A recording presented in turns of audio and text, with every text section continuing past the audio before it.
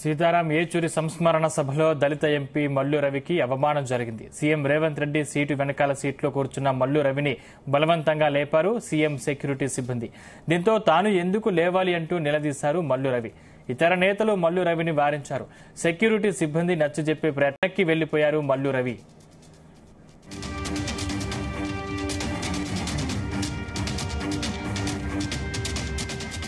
ఈ అంశానికి సంబంధించిన మరిన్ని పూర్తి డీటెయిల్స్ మా ప్రతినిధి సతీష్ అందిస్తారు. సతీష్. సందీప్, ఈ రోజు రవీంద్ర భారతిలో సీతారాం ఏచూరి సంస్థాన సభ జరిగింది. ఈ సభలో ఇటు పార్టీలకు అతీతంగా అన్ని పార్టీల నుంచి నాయకులు కూడా పాల్గొన్నారు. ఇటు సీఎం రేవంత్ రెడ్డి, అదేవిధంగా బీఆర్ఎస్ వర్కింగ్ ప్రెసిడెంట్ కేటీఆర్ కూడా అటెండ్ అయ్యారు. అయితే ఇటు సంస్మరణ సభలో దళిత ఎంపీ మల్లు రవి కూడా అవమానం కూడా జరిగింది. సీఎం రేవంత్ రెడ్డి సీటు వెనకాల కూర్చున్నటువంటి మల్లు రవిని బలవంతంగా సీఎం సెక్యూరిటీ సిబ్బంది లేకపోవడంతో అక్కడ కొంత అయితే అసహనం అయితే వ్యక్తం చేశారు ఎంపీ మల్లు రవి.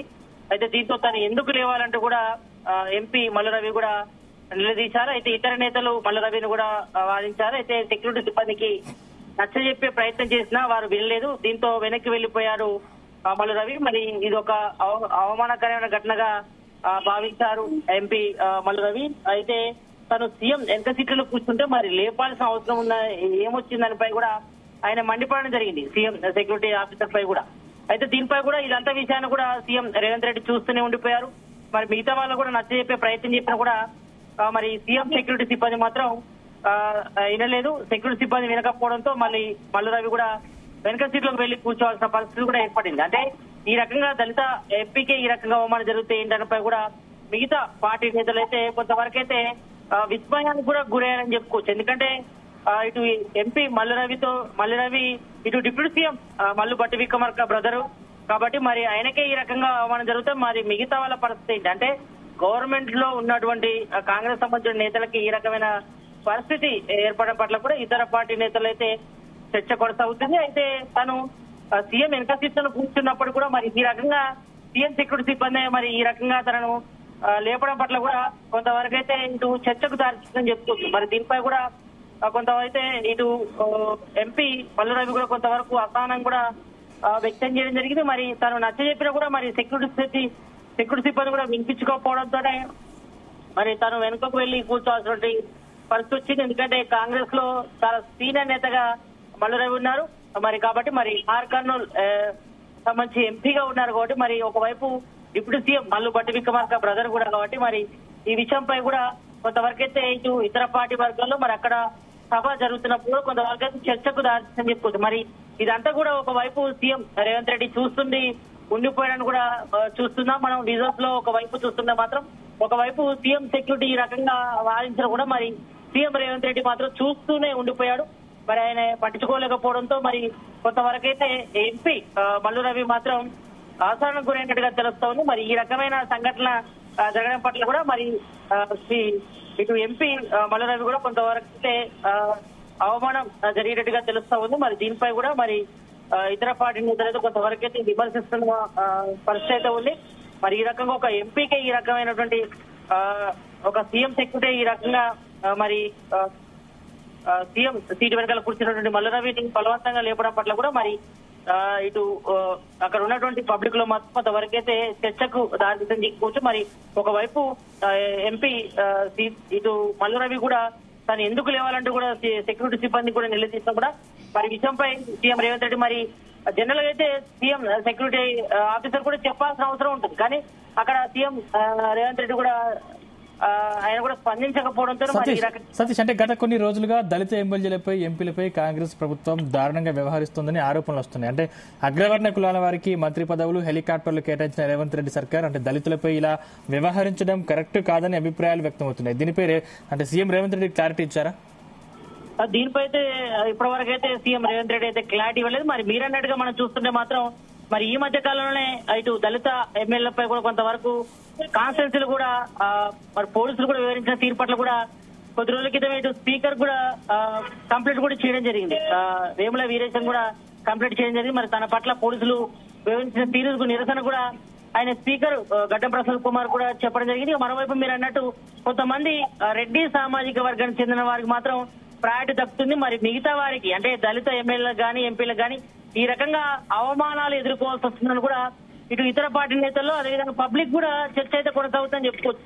మరి ఈ రకంగా కొంతమంది మనం చూస్తే మాత్రం మంత్రులు మరి పక్కనున్న జిల్లాలకి అంటే హైదరాబాద్ కు దాదాపు 60 కిలోమీటర్లు కానీ 50 కిలోమీటర్లు ఉన్నటువంటి జిల్లాలకే కొంతమంది పర్సనల్ గా ఇటు అభివృద్ధి కార్యక్రమంలో భాగంగానే మరి కాన్స్టెన్సీ వెళ్ళేటప్పుడు మరి కొంతమంది హెలికాప్టర్లు కూడా యూజ్ చేస్తున్నట్టు కూడా సీఎం దృష్టికి వచ్చినట్టు కూడా మరి సీఎం రేవంత్ రెడ్డి గారు కొంచెం పట్టించుకోవట్లేదని కూడా చర్చ అయితే కొనసాగుతుంది. మరి ఈ రోజు మాత్రం మరి ఒక దళిత ఎంపీకి ఈ రకంగా మరి అందులో కాంగ్రెస్ సీనియర్ నేత ఆయనే మల్లు రవి కాబట్టి మరి ఈయనకి ఈ రకంగా సీఎం సెక్యూరిటీ మరి కాంగ్రెస్ సంబంధించిన ఎంపీనే లేపడం పట్ల కూడా మరి ఇతర పార్టీ నేతలకు కూడా కొంతవరకు చురుకల భావం ఉంటుందని కూడా చర్చలు అయితే నడుస్తుంది. మరి ప్రజెంట్ అయితే మరి దీనిపై సీఎం రేవంత్ రెడ్డి స్పందించలేదు. మరి ఈ మధ్యకాలంలో మనం చూస్తే మాత్రం ఇటు ఒక ఎమ్మెల్యే విషయంలో అంటే వేముల వీరేశం ఎమ్మెల్యే విషయంలో మరి పోలీసులు ప్రవర్తించిన తీరు కానీ మరి ఇప్పుడు ఒక దళిత ఎంపీపై ఈ రకంగా సీఎం సెక్యూరిటీ ఆఫీసర్ ఈ రకంగా వివరించిన పట్ల తీరు పట్ల కూడా కొంతవరకు దళితుల నుంచి అయితే ఇటు పబ్లిక్ నుంచి అయితే మాత్రం